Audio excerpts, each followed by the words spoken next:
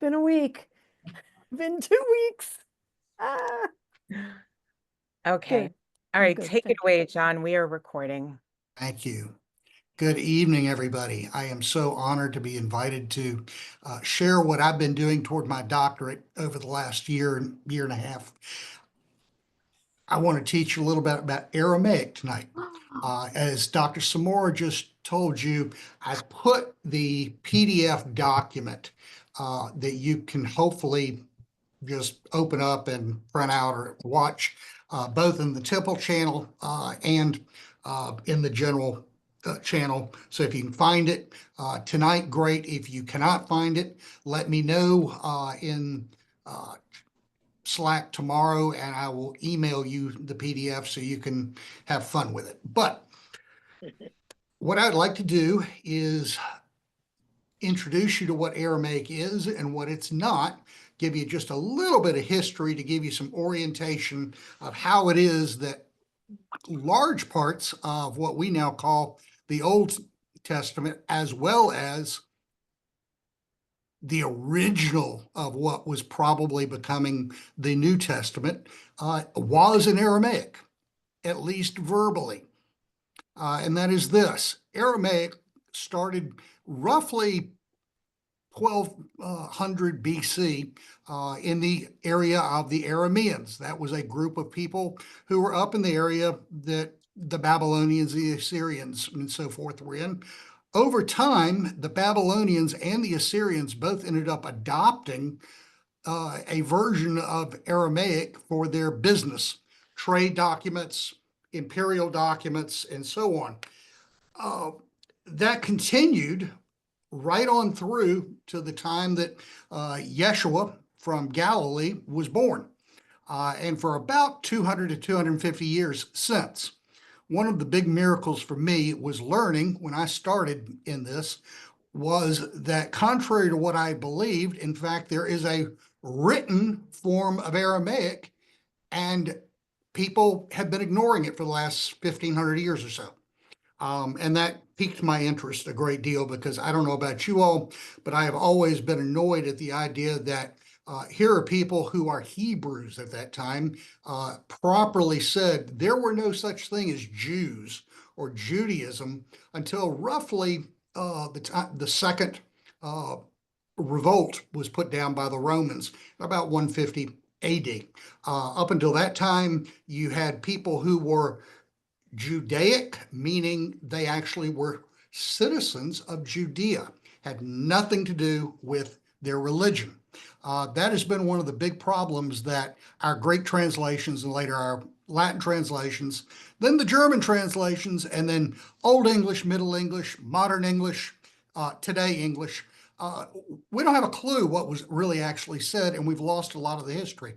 That mistranslation alone has caused, in my opinion, something that could have been easily avoided, and that is the blaming of the Jewish people for Jesus's crucifixion.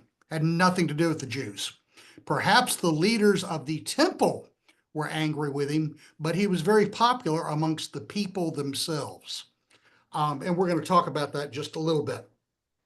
The very important thing that I want you all to understand going in is that Aramaic was the native language of basically the entire Middle East by the time Yeshua came along. Why am I calling him Yeshua? Because that's basically how his name would have been pronounced by his brothers and sisters and mama and friends. It got Greekized, as I would say later. If you had been able to go back 2,000 years ago and ran into him on the street and said, "Hi, Jesus," he'd have given you a funny look. He had no idea you were talking to him. It was closer to an I sound, Yeshua. We now put kind of an A on it, but properly said, it's really closer to being a U, Yeshua. So I like to call him by his first name. I think that's just polite. So that's where I'm starting. So why Hebrew? Why Aramaic? Aramaic and Hebrew arose out of the same alphabet, the alphabet of the Phoenicians. which likewise in many ways came from the hieroglyphics of the Egyptians. So there's a direct line that you can follow. If you are interested, as a weirdo like me, in finding out how those letters look, go to Wikipedia and type in Aramaic alphabet. Go all the way to the bottom, and they've got a beautiful chart that tracks all of these ancient languages, and you can see the letters and squiggles. So while Aramaic and Hebrew, Old Hebrew, were not the same language, they used the same alphabet. Just like, for instance, you and I, somebody might be a native German speaker. There are a lot of common German words with, say, Dutch. They're both a very close Germanic. They can actually understand each other a lot of the time, but they're not the same language. Same thing for Hebrew and Aramaic. Over time, however, beginning really with the two, I call them kidnappings, by first the Assyrians in the 700s BC, and then second by the Babylonians in the 500s BC. All of the priests, all the high-ranking officials, the teachers were all kidnapped and taken away. The area where Jesus was born, where he grew up in the area of Galilee, was part of under Babylonian occupation. And the Babylonians and the Assyrians had a beautiful system that they both used, and that was they would take away these important high-ranking officials and people, and they were taken away. And y'all all heard of the lost tribes of Israel. This is what we're talking about. The Assyrians then brought captured slaves, just captives, from other areas that they had been able to conquer, and they imported them into what was called part of the northern kingdom of Israel, Galilee. And by the way, just so there's no distinction whatsoever, we hear a lot about Samaria. Samaria was part of that northern kingdom, and it was a part of Galilee. So when we really get down to it, Jesus grew up in what had been under occupation for about 500 years. Because of the capture and the intermarrying, that's where that hatred, that intolerance between the northern kingdom people, the Samaritans, and the good Jewish Hebrew people down in what was then Judea came from, when we hear all the horror stories. So that's where it came from. Now, let's talk about, how do we understand Hebrew? How do we understand Aramaic? All of these Semitic languages rely on what they call a root word or root pattern system. And that is, in ancient Hebrew, in fact, in all of the Semitic languages, you had letters that were put together in 2 or 3 segments, and they had meanings. So where do those meanings come from? Go to both the Aramaic alphabet as well as the Old Hebrew alphabet. The letters themselves had meaning. They had spiritual meaning. The first letter, Aleph, was spiritually Allah. It was the source of everything. Okay? The A, Aleph, and what we would call today the E were interchangeable. So let's go to the first Aramaic word, El or Al. Whether we say El or Al, Allah or Allah, they're the exact same thing. So the ancient pictograph of the Aleph was the head of an ox with horns. From that, the ancient Hebrews and the ancient peoples of the Semitic languages understood that God was strong. Yeah, the ox was the strongest animal in these lands at the time. The next letter was the, and I always mispronounce this word, so I'm going to give it to you directly. It is called lamed or lamed. It's the L, okay? Well, that pictogram was what they regarded as being, in essence, the symbol for a shepherd's staff. So the guardian, the protector, the guide, all the things that we might think of a shepherd doing with his or her staff. So we have a strong God source who protects us. That is the underlying source for this word that is now even today used, Allah, Allah, El, Al, Allah. Same word, same root meaning. Congratulations, you now know your first Aramaic word. All right. A couple of things I want to share with you about how the Semitic world worked. What was their cosmology, if you will? There was no past, present, and future. From an Aramaic, these were nomadic herd people that wandered. In essence, they were wandering farmers, okay? They viewed life as what one of my favorite writers calls a caravan. And here's what's interesting. Their idea of their life and their family life was exactly the opposite of our Western view. Okay, I don't know about you, but most of the time in Western society, there's a sense of, my ancestors are in my past. I'm the one moving forward. From an Aramaic, Semitic point of view, exactly the opposite. My ancestors were traveling in front of me. I'm now following in their path. Okay, and my job is to be aware of what were the good things that my ancestors did, what paths did they follow, learn from both their mistakes and from what they got right. Likewise, it was the opposite from what a Western view is today. My children, your children, are behind me. They haven't gotten as far in this caravan train across the desert. So I'm trying to put down proper paths for them to follow in my footsteps. That's very important. The second part of how the Aramaic worldview worked is that there was no such thing as past, present, and future. Everything was the now. So they don't have words for past, present, and future. We use words like is, were, was, will be. Those were all tied up. There was one. So one of the key things that we've all grown up hearing about, the famous words in Genesis where Moses is told by Eloha, Elohim, all same thing. That, yeah. I am what I am. All right. Better said properly, wrapping it around our head is I was, I am, I will be. That's a key to understanding how Aramaic brain cosmology, worldview works.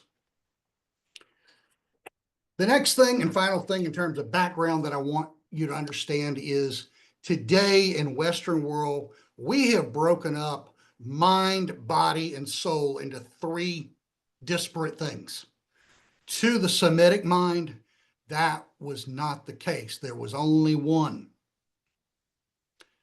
God was all. We were a part of God. And once we begin that as a foundation, we can start to reinterpret, not from the Greek point of view, which was Western, much less the Latin, which was even more Western, and then on across Europe and then into where we are today. What Yeshua was talking about, there is no past, present, and future. Everything is in the now. We are all divine creatures. And my mind and my body and my soul are one. Here's the key term, unity. Now, once we start to figure this out and say, we're not going to think this with a Western brain, we're going to think this with an ancient Eastern brain, a lot of what we're going to talk tonight about is going to make a lot more sense. Here's another thing that's true of Old Hebrew and Aramaic. It has really only two prepositions. The D is in dog and the B is in boy. Here's what's interesting.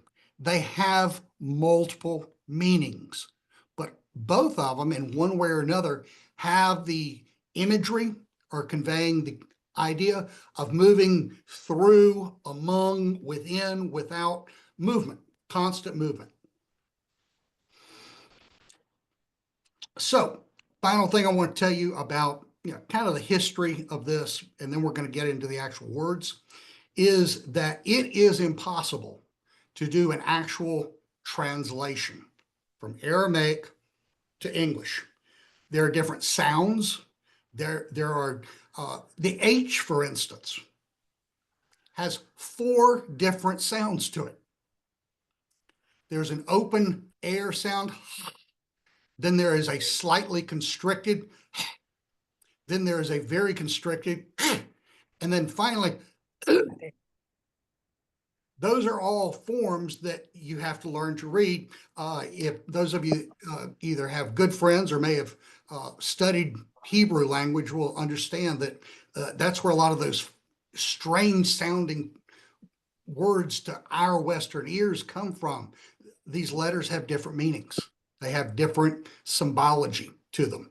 And that's something you have to hear. So, final thing, Yeshua, to the extent that he said anything, anywhere, to anyone, he spoke it in Aramaic, period.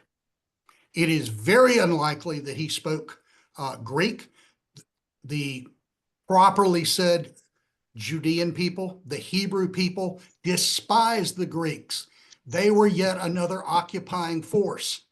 And some of the Hebrew people had been, y'all have heard this term before, Hellenized. They'd kind of gotten in favor of the Greek lifestyle, so to speak. So most of the Greeks were despised by the Hebrews. On the other hand, the Greek language was the one that was the primary in the marketplace, was how people would communicate. So it has been said, and I think it's probably right, that most of the people were born, raised, spoke Aramaic who were Hebrew, but they probably spoke some form of, we'll call it street Greek. One of the terms that you'll see if you're reading things about the languages it was called Koine Greek, street Greek.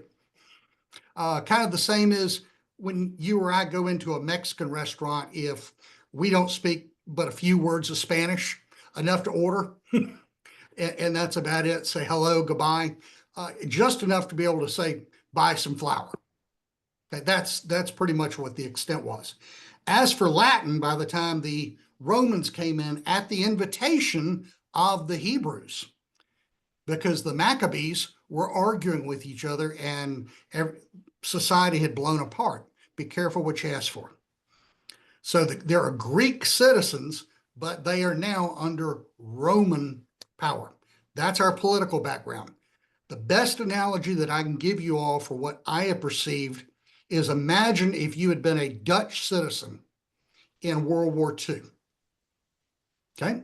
The Nazis were occupying your country. All right? They controlled your government. They controlled your churches, your temples, everything.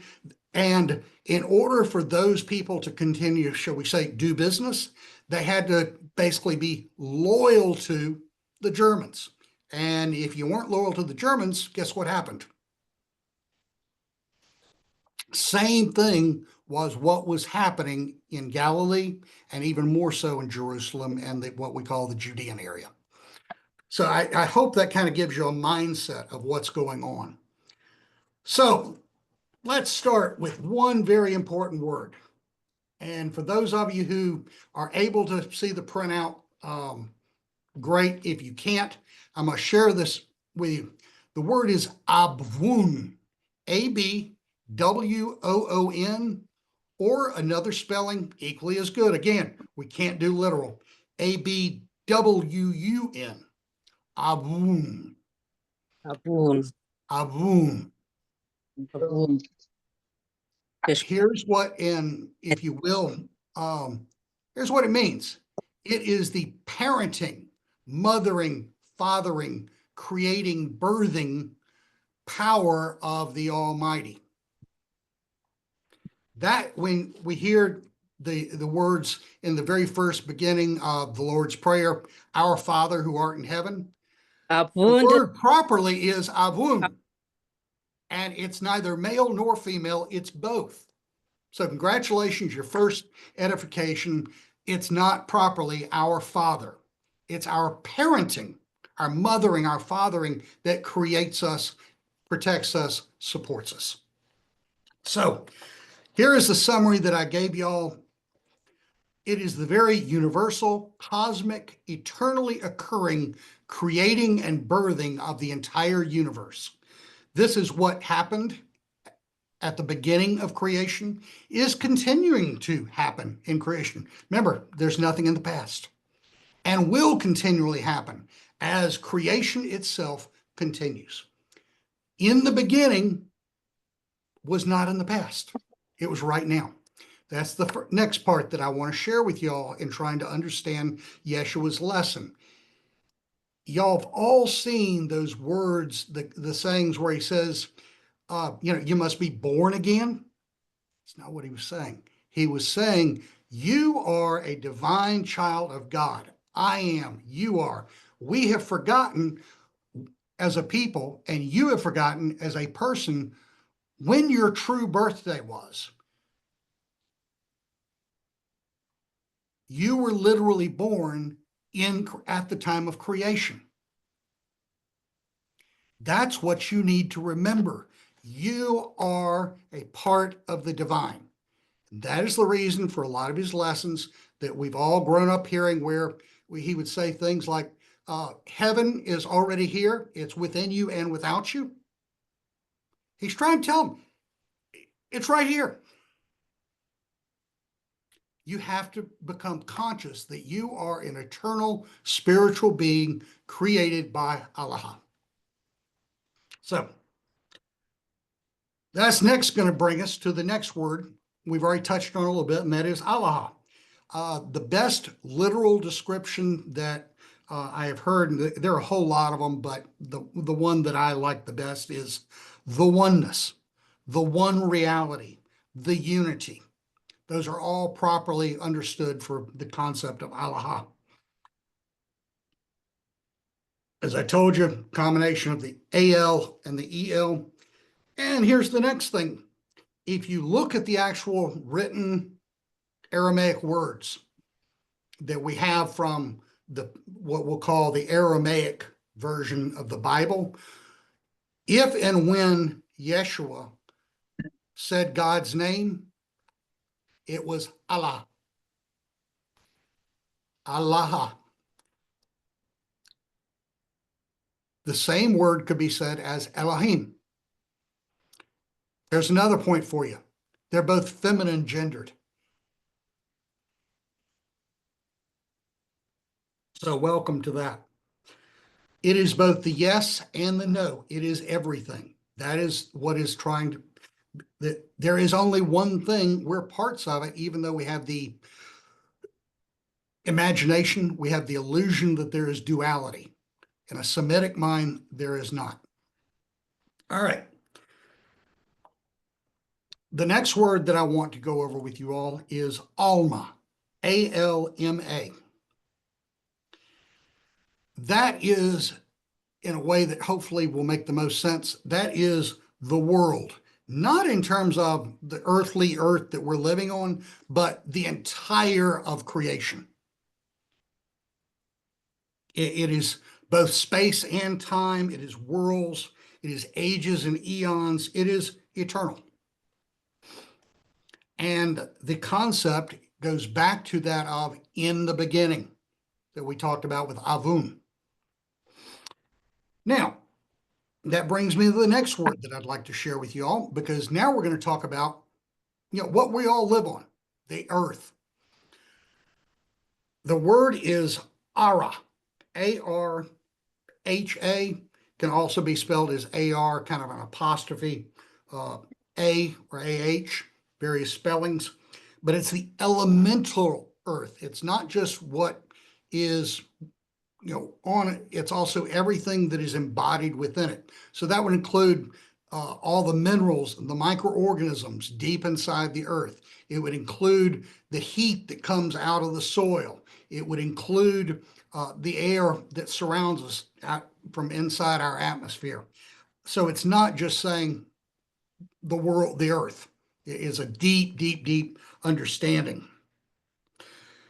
And what you want to try to start to wrap your head around is, again, from an Aramaic Semitic mind, that was surrounding you. So here's a weird analogy that I hope is going to make some sense to y'all. Think of going through your life with a huge semi-permeable membrane bubble surrounding you. As you walk through, both what is underneath you, what is above you, and what's out beside you are all part of you. So when you walk by a tree, unlike us today, you're not saying, oh, nice tree. I bet if we cut it down, we can make some money off of it. Instead, it's a living part of you as well. There's a sacredness to nature that is inherent in this culture that we have sadly lost. And I think we can do well to bit. And Araha is a good way of beginning to understand that. This, I am enveloped by everything. Okay. Now, here's your next lesson. All those words, we read all the words that, and this is good and this is evil, do not exist in the Aramaic language. Instead, the concept is what we would call the degree of ripeness. Fruit, flowers, whatever. It's, again, a very earthy language. And so the first word that kind of falls on that category is bisha, B-I-S-H-A, bisha. That is a word for it's not ripe. Now, I want you all to notice there's no connotation, it's bad. It's simply not ripe now. It may be going to develop into being ripe, or maybe it's already overripe and it's going into being, it's stale. Well, that doesn't mean, it's going to be punished. It means, it's past its prime. All right. And now it can be recycled. It can be put in compost. It can be regenerated. So that's a mindset that I'd like for us to get in. Bisha, it is unripe. Once again, it can be on a spectrum. The next word that goes right around with that is the word taba, T-A-B-A, taba. That's the opposite word. That's ripe. It is ripeness. So what is ripeness? Anything that has come to the point where it's at the right time, the right place, for the right purpose. You are ripe. Okay, are you becoming ripe? Are you right at ripe? Or are you really, really, really ripe? You're the perfect moment of ripeness. And that is how Yeshua was teaching his students. Everything is not yet ripe, getting ripe, ripe, extra ripe, bisha, not ripe anymore. No concept of evil. So from that, the next letter or the next word that is a direct derivative of that is tubwa. Still cooking. T-U-W-B-W. You want to go ahead and take a shower, and that way you'll be done? Should be done right after your shower. Hey, Gina, mute yourself, please. Tubwa. That is the in-between. It's getting ripe. Can you? So again, we've got taba, it's ripe. We've got tubwa, which is it's growing into ripeness. We've got Bisha. And then our final one is Tubwayun, Tubwayhun or Thun. There's a language difference there that is simply whether it's singular or plural. That is fully ripe, really ripe, blessedly ripe. You know all the Beatitudes where Yeshua says, blessed are those, or blessed are you? The word is Tubwayun. You are coming into ripeness, or you are really ripe when you are doing the following things. Or, if you're not doing this, you need to move back toward ripeness. What is your purpose? What is helping you grow as a human being? That's the sense that I would encourage you all to go back and read the Beatitudes in. All right, so Bisha, Tubwa, Taba, Tubwayun, and then fading backward to Bisha. Okay. Now, here's one that we could spend all night talking about, but we only have a limited amount of time. But hear this word, S-H-E-M or S-H-M, Shem. That word still exists in Hebrew today. If you think about it, your Hebrew friends, Jewish friends, you may have seen letters that say the great Hashem. It's the same word root, S-H-E-M or S-H-M. I told you earlier about the word groups. That literally means energy, life. It can mean such things as light, vibration, energy, rhythm. It is really kind of from our language perspective nowadays, the cosmic, you might want to call physics, astrophysics. Everything we hear nowadays, we're all vibrational beings having a embodied experience, but we're spiritual. That's really what Yeshua is talking about here. Way before we knew anything about astrophysics. He is describing this process of being Shem. We're going to find that word in a lot of words in this. So the Semitic root is just capital S and then H and then capital M, the way we would spell it today. In the ancient times, there were no capitals, but I'm trying to make things a little helpful for y'all. Literally, it can mean any or all of the following things: light, sound, vibration, atmosphere, the height or furthest extent of anything.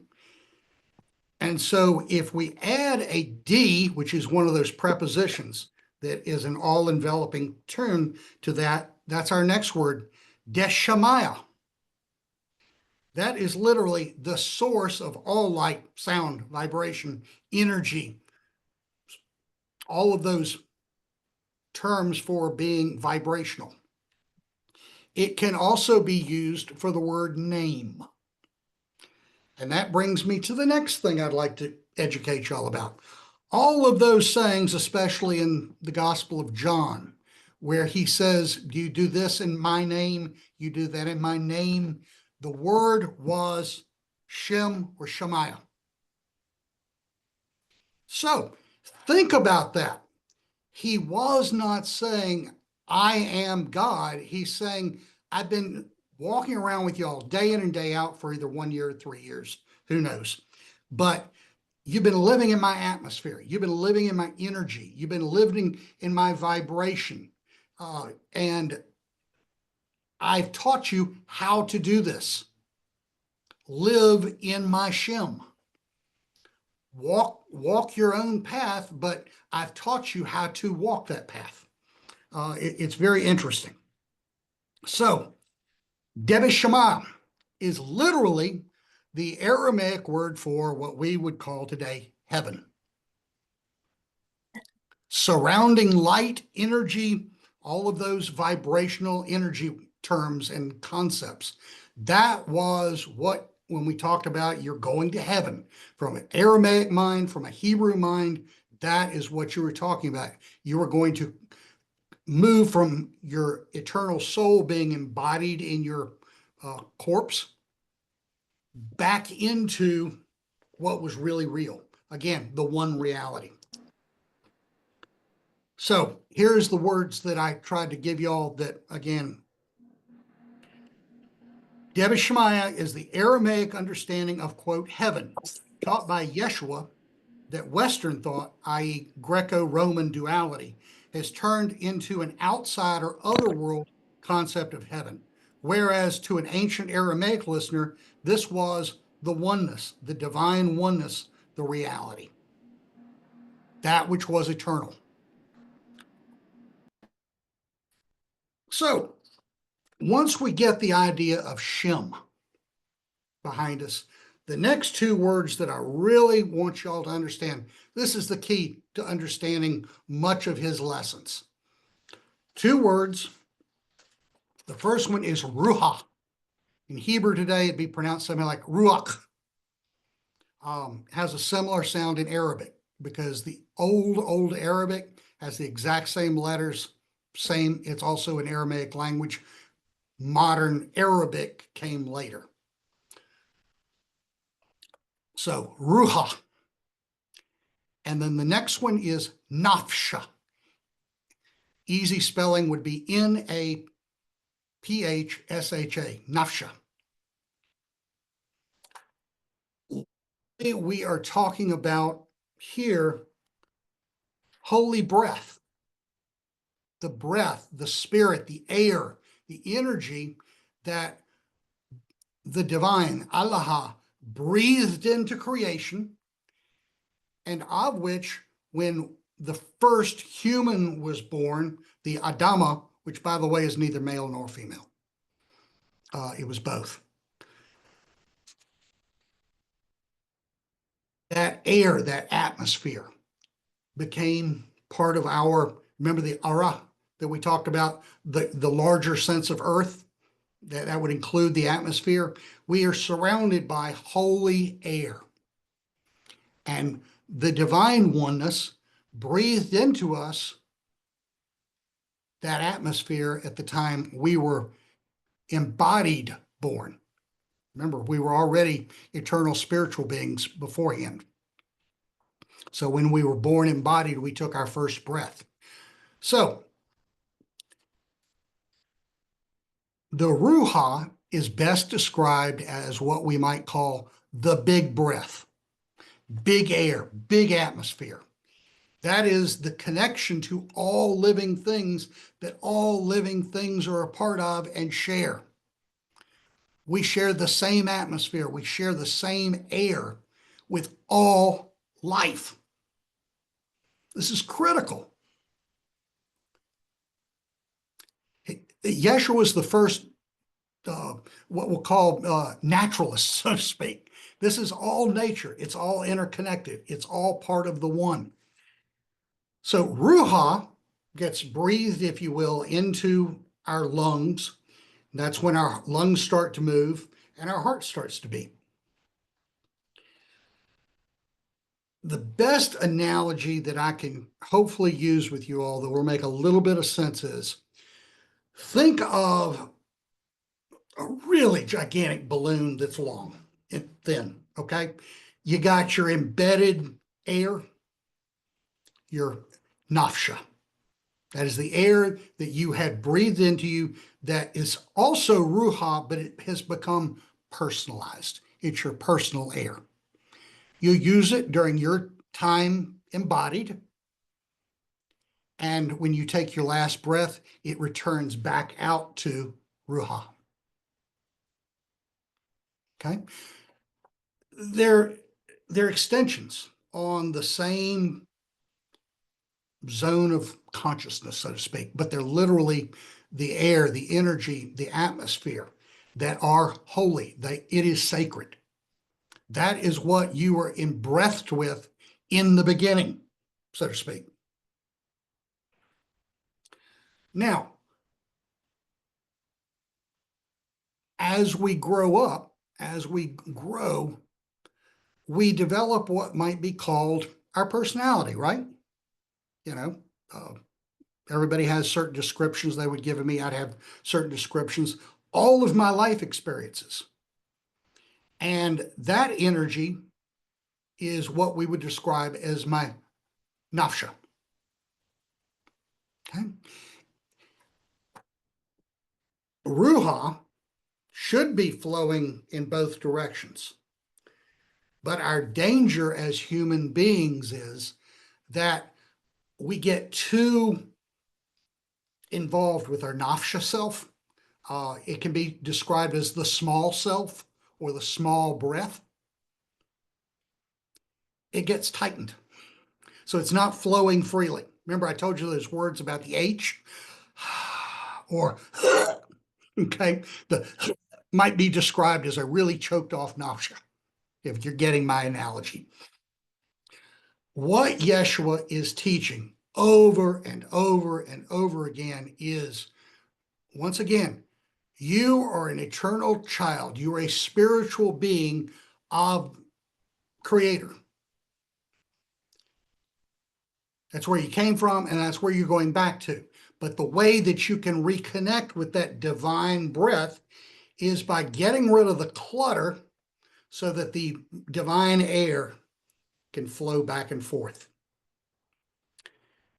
Okay, so imagine that funny balloon I just described. You know, if we take it and we kind of squeeze a little bit where it's starting to get constricted, that's what Yeshua is spending a lot of his time talking about, getting rid of that constriction. So where does this take place? Next word for you, the liba, L-E-B-A. That is literally the word for heart, both your physical heart and your spiritual heart. Y'all all remember, because we've all had it by now, the audio recording of Dr. Thurman when he's talking about the inward journey and the great light, if you will, that's deep within us. This is what he's talking about. The Ruha and the Nafsha meet in the heart. From a Semitic brain was irrelevant. The brain was considered by these ancient people as basically what helped you process your physical senses. You know, your touch, your feel, your smell, your hearing, your sight. Okay, wasn't important. The heart was everything. And we still have some semblance of that ancient memory, you know, put a lot of heart into it or broke my heart or whatever. These are relics of what this original thinking was. So let's talk about real quickly what the liba is. It can also be called the libak or the libon. The heart, the idea of the center from which all of our life radiates. It's a sense of expansion, retraction, plus regenerative power. Pump, pump, on, off, on, off. Its root is LB.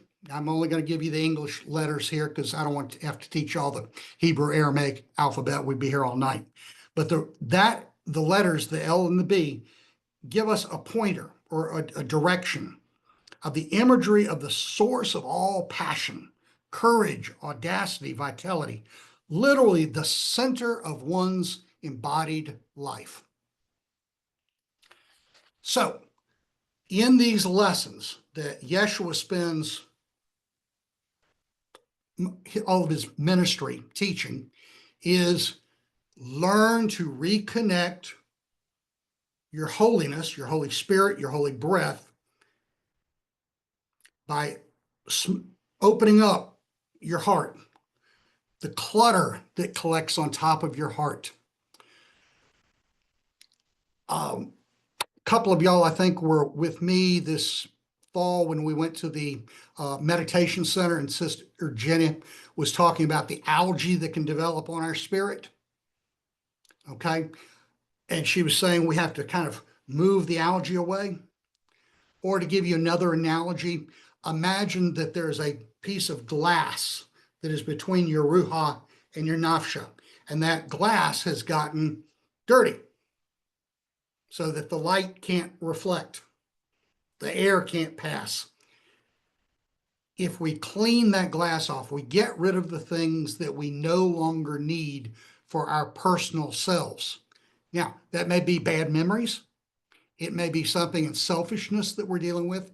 It may deal with mistakes we've made in life, guilt, sorrow, grief, anything that over time covers the heart so that the nafsha and the ruha flow is being restricted or cut off. That is what he's teaching. Learn how to reconnect so that you're literally breathing the sacred air. You're breathing and you're living in the sacred light. It's who you are.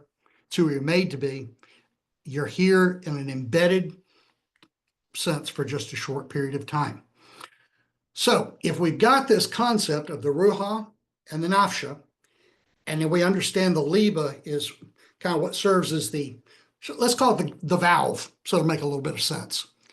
We don't want that piping to get cluttered up. So whatever is cluttering up your life, you achieving what we talked about earlier, your divine purpose, what you're here to experience, what you're here to do, to develop into your best self, your best vision of who you can be. That is the key to these teachings. So,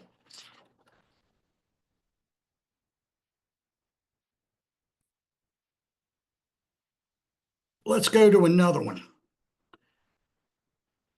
because these are all starting to come together. Hopefully now you're starting to envision them.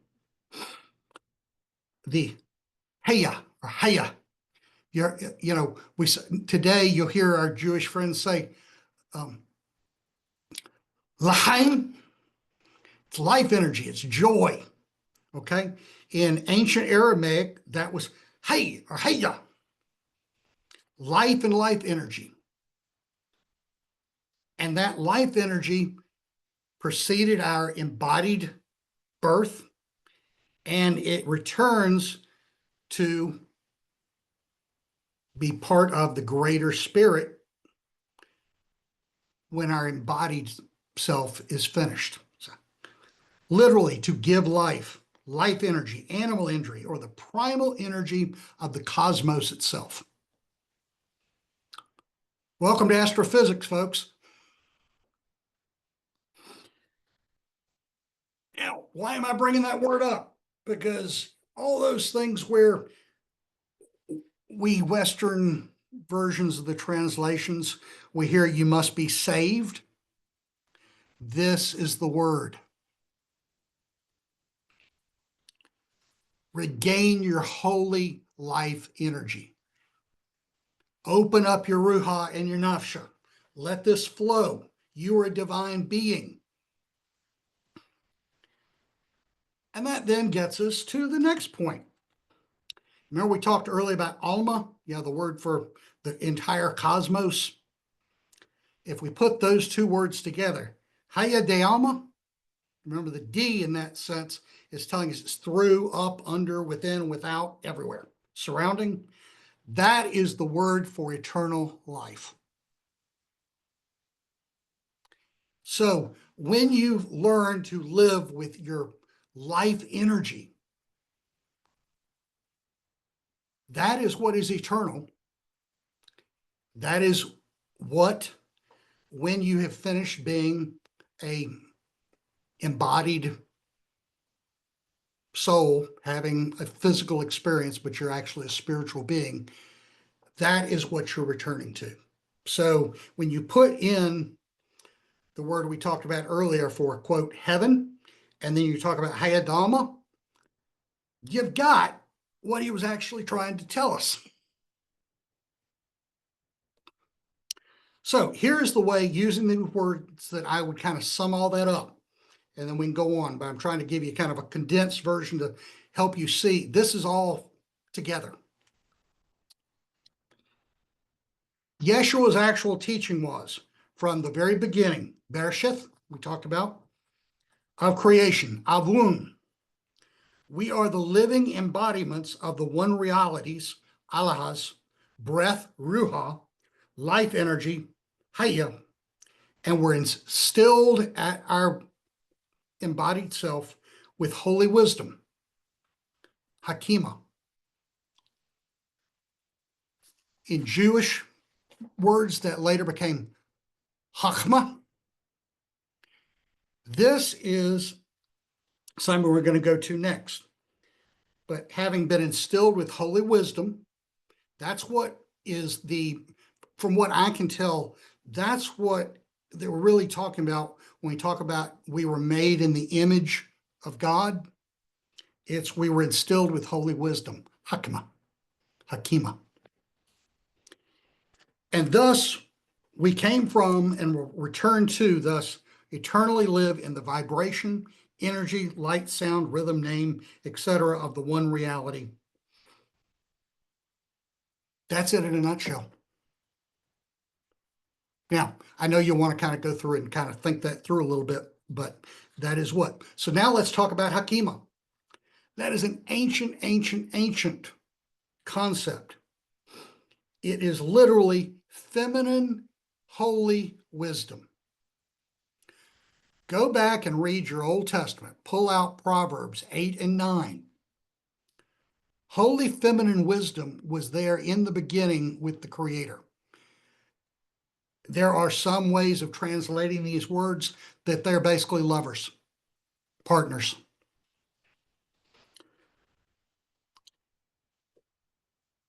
Another way of describing is sacred sense. This is what we were blessed with as being human beings rather than plants or animals or whatever, is this sacred wisdom. That is also the term that in John, at the very beginning, when he described word, that was actually what was being talked about. Hakima, holy wisdom. Got screwed up by the Greeks. The best way to describe Hakima is what unites the perceptions of our senses, both within us and without us.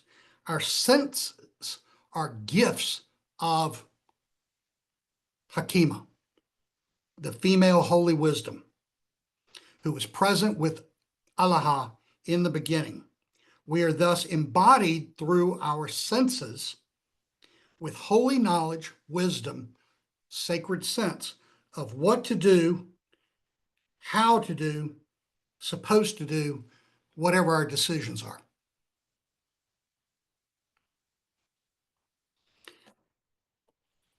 Greek later turned that into Sophia. Very, very, very ancient.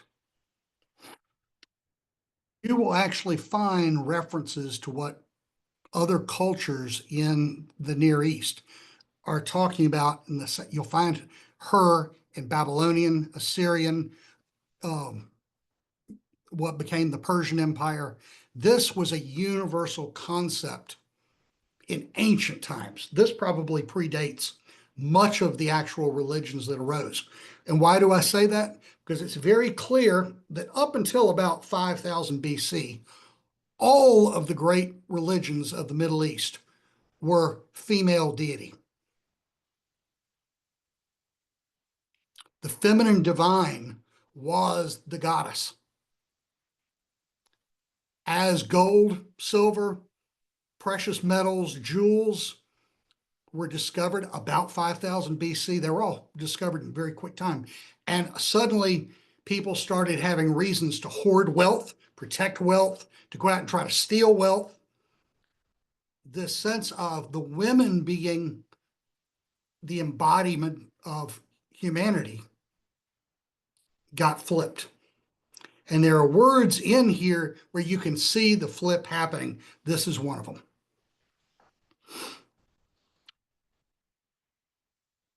All right.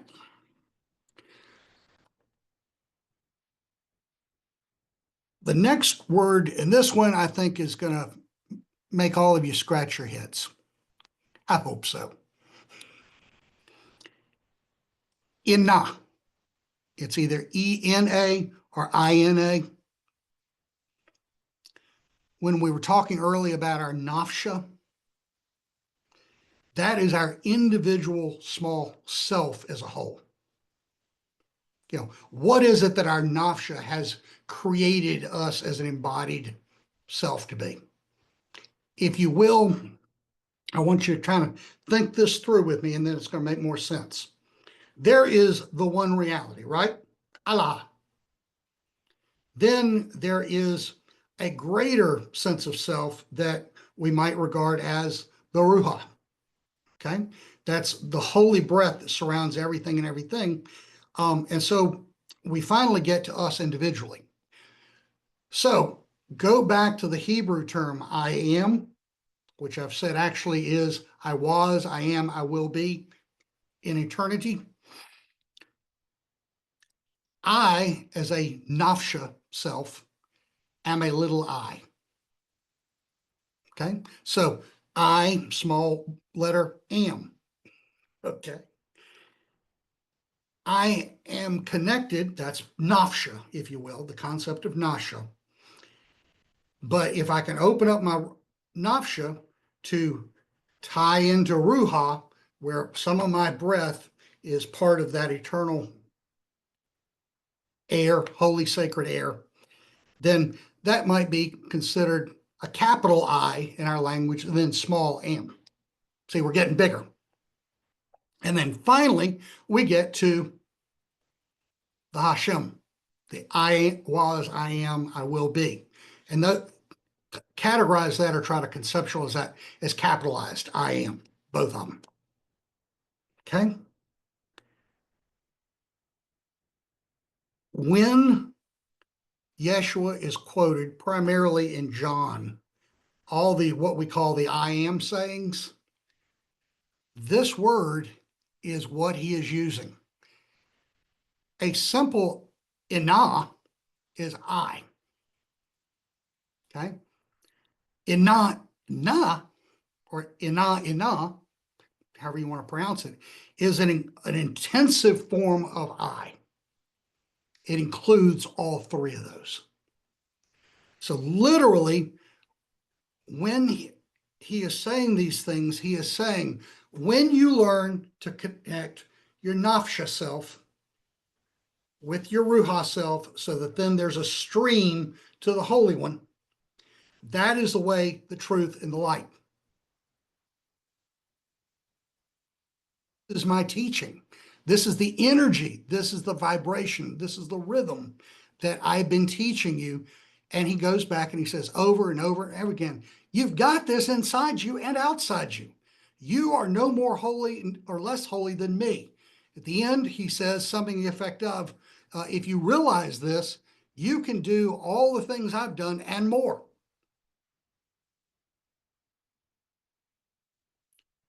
All I have done is I have realized that I have an eternal self that was created in the beginning.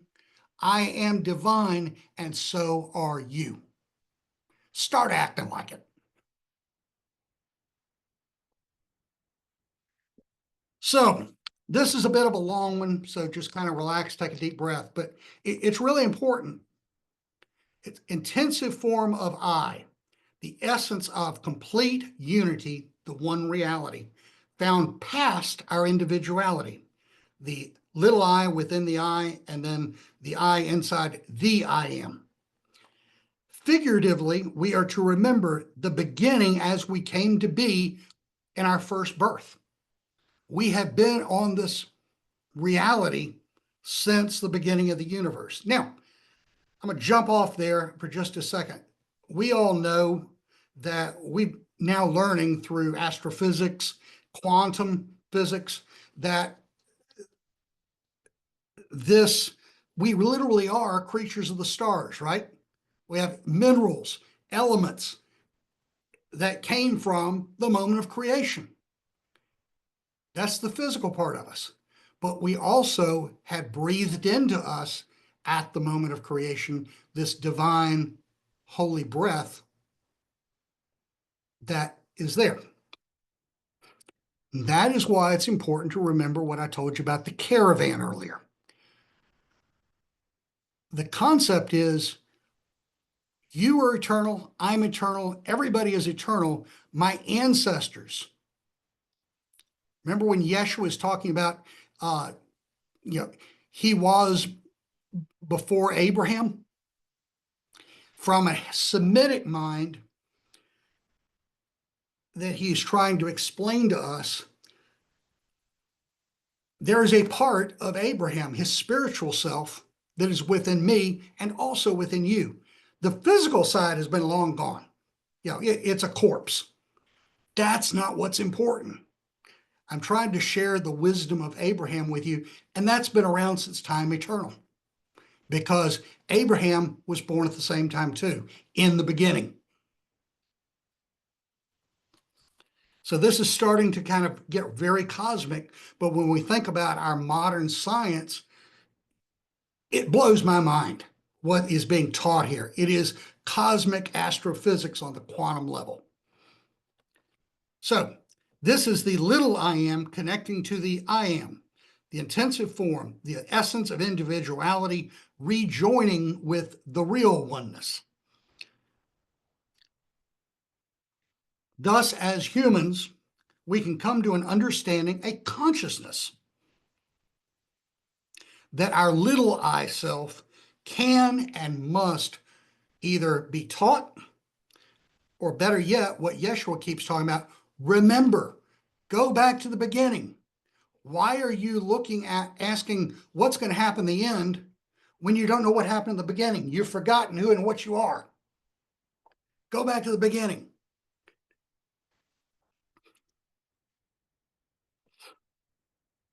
So very, very quantum physics level stuff. Let's see here. All right. It's 8:05. I'm happy to go on for a while. It does not matter to me at all. I've been looking forward to doing this for a while, but if anybody needs to drop out, I completely understand. But until everybody says I've had enough, we'll continue to share a little bit.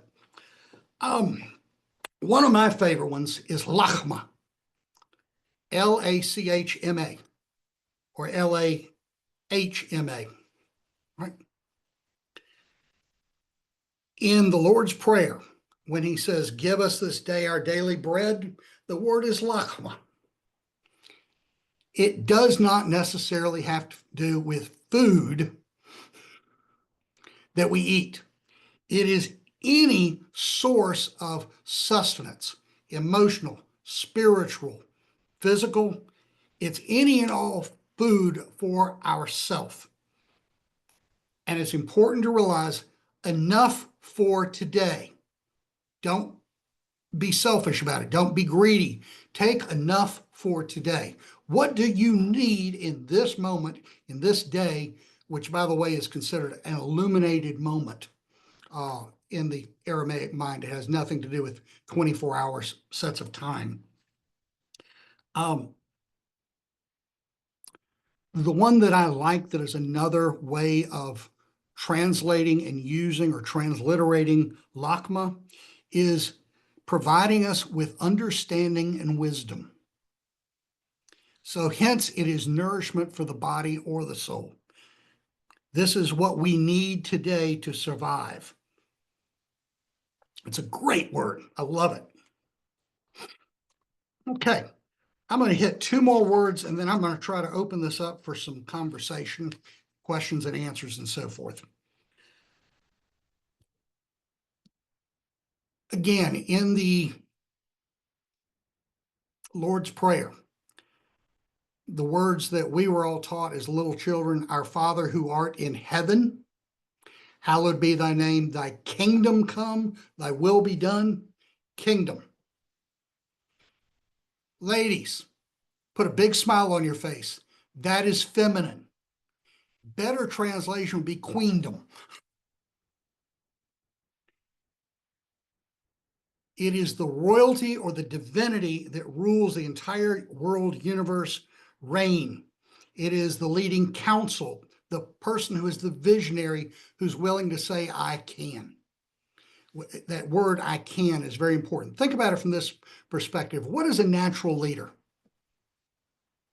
It is somebody who steps forward when nobody else can decide what to do and say, I've got an idea, follow me.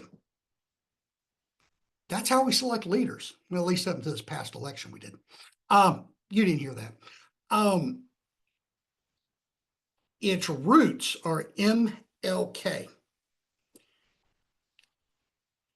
Those point, if you look to the spiritual meanings of the Aramaic / Hebrew alphabet, are the empowering vision, the counsel that rules by its ability to express that next step to a group to lead.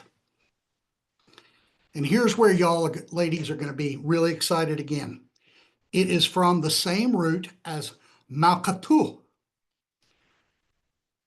That was the name for the great mother goddess thousands of years before Yeshua in the Middle East. Same root.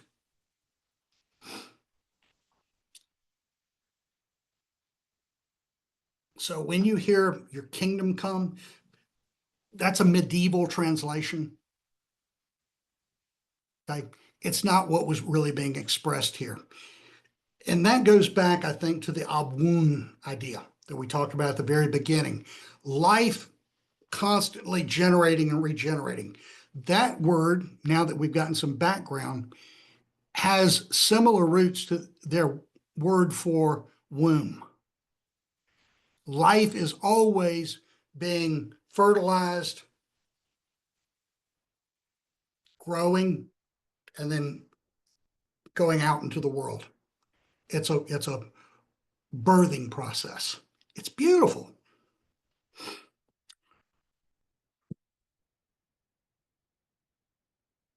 All right.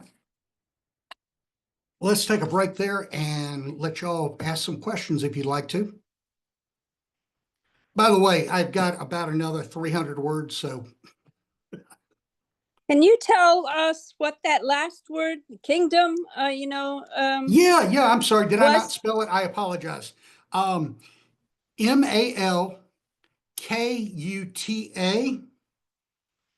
or MALKUTHAKH. Either way, it's basically pronounced Malkuta. yeah. It's a beautiful, really powerful word that I like a lot. Ben, you have a question? I see you've got a raised hand. Well, thank you, John, so much so far for sharing all of this work with us, which I think you're also presenting a cosmological model through this, which I appreciate. My question is, with the word Inanna, did you find any resonance in terms of the Mesopotamian goddess Inanna, and how is that related to that Aramaic word? Absolutely. That idea, I am quite sure, was passed down, that there was this idea of, again, before roughly 5000 BC, I don't know if y'all know this or not. Look up tonight, if you're interested, Google Venus figures or Venus figurines. We call them Venus, even though they were done thousands of years before the Greeks. Okay. We have definitive goddess figures, divinity figures from all of Europe and all of the Middle East. The oldest one that we have found thus far is roughly 40,000, 45,000 years ago. And they're found in the Holy Land as well. In early days, before this concept of separation by power, wealth, money was coming in, we kind of lost our sense of, I'm a part of a larger group, and if I succeed, if I have a good hunt, I share. Instead, that had blown apart as what we now call civilization bloomed. And that led to males pushing women to the side for power. So going back to your question, Ben, there is no doubt that one of the words for those female deities that are miscalled Venus figurines in Mesopotamian area, Assyria, the areas of the so-called, Golden Crescent, that was absolutely a concept that was being understood. I don't think there's any doubt about it, that there's a connection. Let's see, Mimi. Thank you. I have a few questions and a point or two. I just love this. I mean, because so much of this is how I understood or have studied in terms of early Christianity before it got codified by Rome. And so it's really exciting to have language to go with the concept and to see that this was how it was actually expressed. The word Shem, which you said is also SHM, is Mhm. that related to Shema, like Yes. Shema Israel, Mhm. which would be The the light Lord of God is Israel. one? Yeah, Yeah. the glory, the vibration, the energy. Yeah, those would all be part of the same root word. Yeah. I also, you said Yeshua as the first naturalist, but I just wanted to say, I would imagine that he inherited that way of being and thinking from long before, Oh, like absolutely. generations and generations before. Yeah, I and think you're- what I was really trying to say, and probably said it inartfully, is this was at least the first prophet, leader, spiritual teacher who, rather than talking about, and this is something that we didn't really touch on, but I want y'all to think about what was happening in, we'll call it Judea and what had formerly been the kingdom of Israel. Greek culture under Roman rule, and all the priests, all the high religious figures were corrupt. They were charging people to go into the bloody temple. And so when you look at Yeshua's language, when he says, you're vipers, you're a pit of vipers, you're keeping people from worshiping in their own temple. In other words, you're serving as a gatekeeper, and even you yourself are not going in because you don't know how to. You've forgotten the doorway. Think about this, y'all. At no point in any of his lessons does he ever say, now y'all be good and go to synagogue.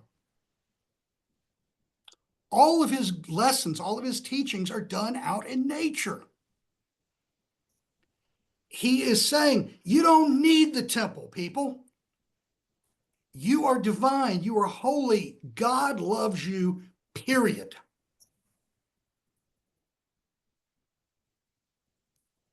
So don't worry about the Romans. Don't worry about these corrupt religious leaders. And hence his words, from my vantage point, my interpretation, is when he's saying the temple can go away. And in 3 days, I can create a new one. That's what he was saying. It's right in front of you. God's kingdom, queendom is right here, right now, both within you and without you. Don't worry about that. He was also, in my opinion, basically also saying, don't worry about all those fancy Leviticus rules. You can't follow all of them. If you break one, supposedly you've broken them all. He's not worried about that. He's saying, y'all, you've missed the point. What the I Am was telling our ancestors, Moses and Abraham, before all these rules came into play, was you are loved. You are my child. In my opinion, that's what he was actually teaching. And that is why I said earlier that, in my opinion, he would be considered, in essence, the first Unitarian or Universalist, in that he's saying we and the Father are one. Mhm. Although we now know that we and our parents or parenting are one. Hope that helps. That makes a big difference. And also the 4 sounds of H. My mother was Arabic, and I used to try to say hummus, and she'd say, no, it's hummus. And I'd say, no, yeah, hummus. And she'd say, no, it's hummus. No, it's hummus. Yes, hummus. We would go, I never got the distinctions, but it's interesting to hear. So my last question is, how did Arabic come out of Aramaic, or did Aramaic come out of Arabic too? Like, or how are they related? Arabic came out of Aramaic. So like Um, Hebrew? yeah, very much so. And what we are finding archaeological evidence for is that the earliest lessons that were being taught down in the Arabian, that place was full of Hebrews and Christians who spoke Aramaic. So when Muhammad started having his visions, these people would have been speaking, in essence, another dialect of Aramaic. Over time, both the alphabet and the style of reading, letters, changed into what is now Arabic, but they have common roots. And one of the things I've got in some of my writings is the commonalities in Old Hebrew, Proto-Hebrew is a better word for it, Aramaic, Modern Hebrew, and Arabic. There's so many common words, and that's the result of it. That's what I'm seeing as you're saying these sound Arabic to me. Mhm, Also, yeah. absolutely. And I just, Absolutely. one last comment in case anybody's interested. I've been looking at that all this and more will you do in my name thing for quite a Mhm. while. And I've been asking, it's part of my own personal inquiry, what does that mean and how do we do the more, much less the this? So if anybody ever wants to talk about that, I'm exploring that. Thank you, John. It's a very And I think interesting. what he's saying is, there are 12 of y'all can get together. You can do a lot more than I could individually. But it's amazing to me the number of times. And by the way, I know who I'm speaking with. My bet is all of you have already read the Gospel of Thomas. If you have not, go back and read it now that you've learned this. It is an Aramaic mindset. Could I add also the Gospel of Mary Magdalene? Oh, absolutely. Absolutely. And I would also add Philip. Those are the three that I think are primarily really helpful to understanding this. By the way, the oldest version of Thomas we have found so far is in Coptic, which is an Egyptian Aramaic dialect.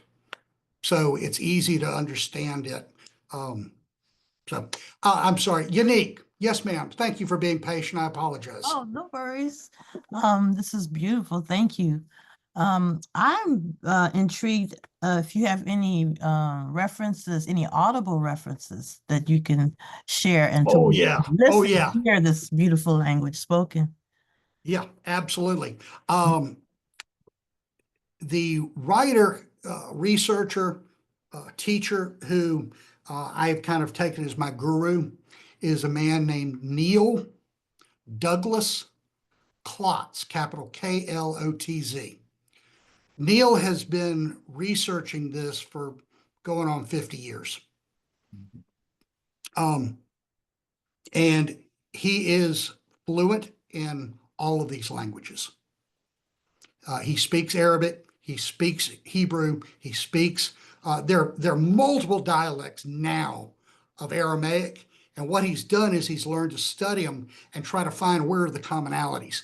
We don't know exactly how these words sounded 2024 years ago, 2025 years ago, any more than we know exactly how Shakespeare pronounced some of the words in his scripts.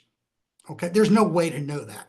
But we can look at the words and we can say, okay, here are the common roots and here are the common words. We've got their meaning, and listening to how it's pronounced today as a blend between these various Semitic tongues, here's the best we can kind of approximate.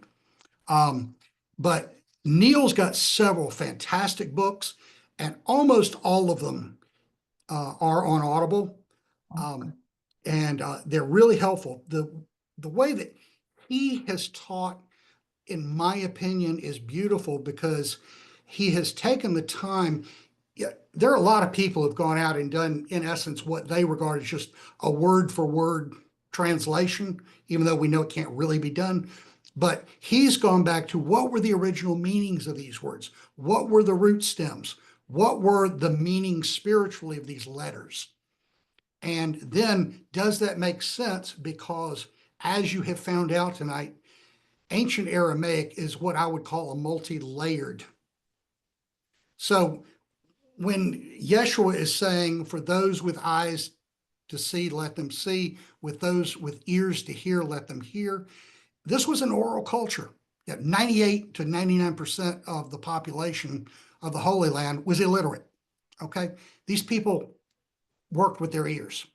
And with this language, he was encouraging each of his listeners to figure out what was ripe, going back to our word, for them in their life circumstances. Did this speak to them in their current life? Was this something that was medicine for them? Or was this something that they could put in their backpack and use later? And so there's a lot of, when we get into the subtleties of the language, that really opens up that he was not saying this is the only way to say this, to do this. He's saying, figure out what works for you to get this free tubing going on. Horrible word, but best I could come up with. And remember that who and more importantly, what you are. Now, Genevieve, I'm gonna come back to you in just a minute. I said that raises something that I think most of y'all know, but just in case you don't, in the ancient Hebrew and also in I'll call it the Semitic world, there was not a hell and there was not a heaven. Period. So the things that have been interpreted as saying Yeshua is telling people they're going to go to hell, it's an utter and complete mistranslation. To the extent that he said anything, the word that he was using would be Gehenna. That was the public dump outside of Jerusalem, where you threw dead animals and corpses that couldn't be buried, and it was always burning. By the way, it's still there today. Minister friend of mine was over there a couple of years ago, and I was asking her. She said, "Yep, you can still see that nasty area to this day. It's not an active dump site anymore, but that's what was described."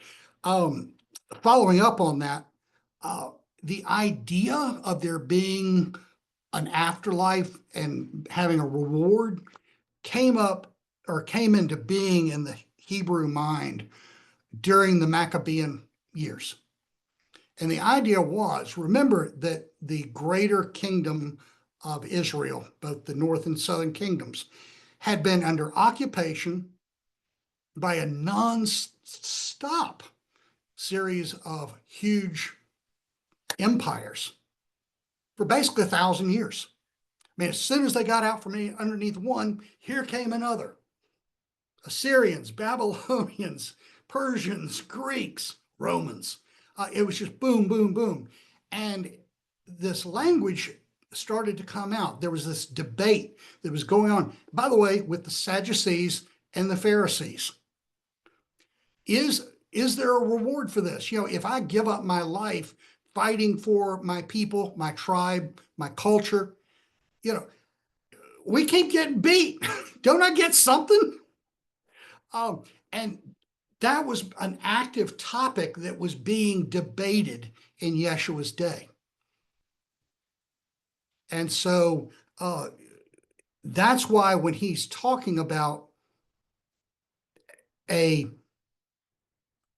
Devashmaya, eternal life, heaven, that's a Western concept. He was saying your internal essence, your spiritual being is already all around you. Your ancestors are right here. Your family behind you is here. Everything has been here since the beginning. So it was kind of radical that he was clearly thumbing his nose at the Judean religious authorities and the Romans. I'm sorry, Genevieve. Sorry, I got off track. I appreciate you getting off track. You've shared some amazing information with us tonight. I really appreciate it. A couple of things that occurred to me as you talked about these words and thinking about Shem. I'm very much a Taoist from my Mhm. background, and Shen in Taoism is, that spirit. It seems very connected to Shem. That was one thing that I really noticed. And then the other word, the Haya, I don't know if I'm pronouncing it Yeah. correctly. Hayye, or sort of, kind of. Yeah, that you were Life talking energy. about with the life energy. And that really represents for me, or I think about that concept of chi, being there. And then I've often heard people say that the atmosphere that is around our planet is the same. It's changed, but it's the same. And that Mhm. every breath that anyone has taken is there, that we are breathing that in. And Yes.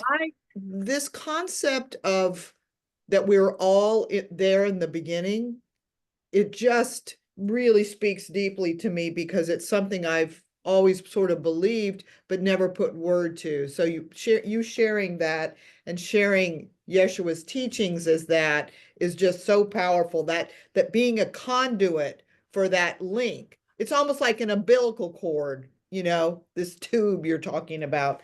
And then I wondered also about the imagery that I remember as a child so much from Catholicism of the Sacred Heart, that Jesus is shown, Mary's shown with the Sacred Heart. Is this idea of burning, like almost like a cauldron of burning away that which gets in the way. When you were talking about that all that crap between the little I am and the big I am, is that really what the Sacred Heart and that symbol represents? Very well could be. I don't have a direct answer, but it makes perfect sense that the idea that there is the way that I have kind of understood this idea of the liba, the heart, being the conduit in this Aramaic mindset, is that there's an outer layer of heart and there's an inner area of heart, and that the outer area gets clogged up. And so when you meditate, when you contemplate, when you pray, you are letting your mind. This is very much an Eastern meditation mindset. There is no doubt in my mind. This is so similar to Taoism and the original versions of Buddhism. There's no doubt in my mind.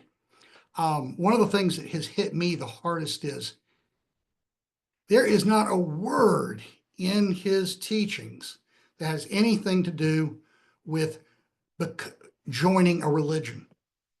This is a lifestyle. It's a mindset, and it is open to everyone, which obviously would have pissed off the corrupt Pharisees and Sadducees, because they were taking money straight out of the till and they were sharing it with the Roman authorities. I had a law partner many years ago who was talking about our senior partner. He said, do not ever try to get in between Jim, fill in the blank, and his money. You'll lose. All right. It's very clear this is what's going on. So, yeah, I think we don't know. Obviously, nobody is going to know at this point where he spent those years between the age of 12, 13, and roughly 30. Not a clue. I've got theories. Who cares? Lots of other people have theories, but it is very clear to me, because of the way he taught, that he was not learning Hebrew theology. He was just not. That's why he keeps saying, you've heard it said, but I say. He's saying there's a bigger picture here, and we as Hebrew people, not religious people, but a religion, but we as human beings have forgotten what our ancestors were taught. This direct connection with the only one reality. I find that very helpful because it does not require me to believe in a son of God any more than every other person is.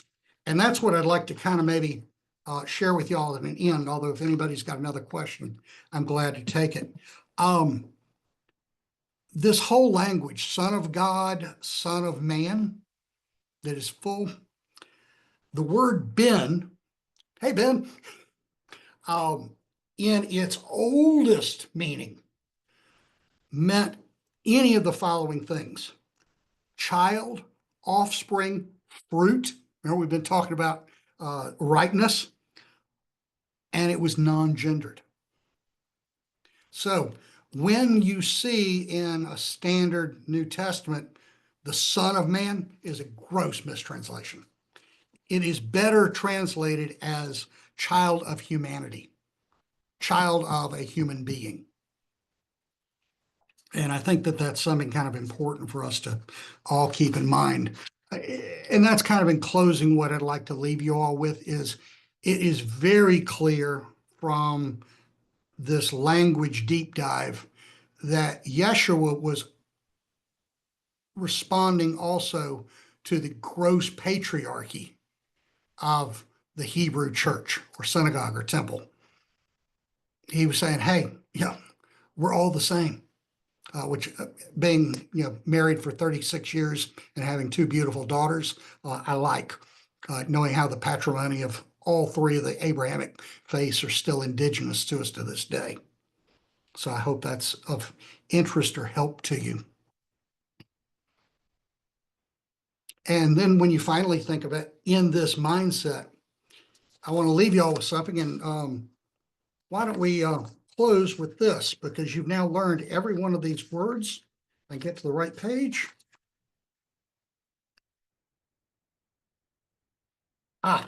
Here we go. Everybody turn on your mic. Let's do a chant together. All right. Bereshith. Bereshit. Bereshit. Bereshith. Alaha. Alaha. Abun. Abun. Abun. Ruha. Ruha. Debishmaya. Debeshmaya. Deba'alma. The Deba'alma. Ba'alma. Ge'ara. Ge'ara. Wa. Wa. Adama. Adama. Ben. Ben. Nasha. Nasha. Yalaha. Yalaha. Dalaha. We've talked about every one of those words tonight, and here is a reasonably decent transliteration. From the very beginningness of all universal potentials, the pure oneness birthed, is birthing, and continues to birth by oneness's holy breath and energy, the universe, the earth, and then humanity as children of the oneness. Awesome. Well done. Very awesome. The word that is used in Aramaic is amin. Amin. Amin. It actually goes all the way back to ancient Egypt. It was a word that was used sometimes for the concept of the goddess who stood on the ground. And in Aramaic times, it was a solemn oath. It was you shook hands to make a deal. I am staking who I am on this very earth right now. This is how it will be. So, amin, amin, amin. Amin. Be blessed, y'all. Amin. Thank you. That was great. Thank Y'all you. have It was questions, wonderful. I'll post them Thank you. tomorrow on Slack, and I'll be glad to get back with you. And hope you got something where you can go through and think these. Reminder, Slack in the temple page, I posted a PDF. You can now print this out and spend some time studying it and looking at some of these words, as well as some of the ones we weren't able to get to tonight. Thank you, John. This is Thank great. you. It was very much. wonderful. Beautiful Wonderful. work. Be blessed. Wunderschmeier. Great Hans Maya. Take Allah. Marketag. Nechwese. Kana Allah Ishmael. Allah. Amen. Amen. Bye, everyone. Salam. Bye. Blessings. Okay.